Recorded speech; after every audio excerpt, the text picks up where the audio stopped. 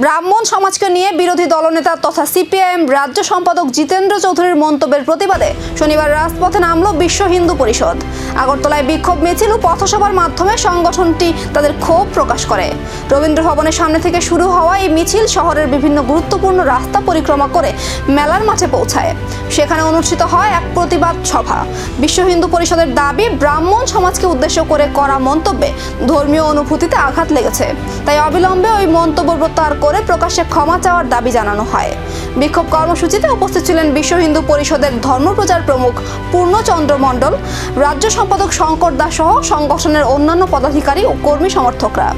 সভা থেকে ভবিষ্যতেও প্রয়োজনে বৃহত্তর গণ আন্দোলনের হুঁশিয়ারি দেওয়া হয়। এই প্রতিবাদের পর রাজনৈতিক মহলে নতুন করে বিতর্কের আবহ তৈরি হয়েছে। জিতেন্দ্র চৌধুরীর পক্ষ থেকে এ বিষয়ে কোনো প্রতিক্রিয়া আসে কিনা এখন সেদিকে নজর রাজ্যবাসীর।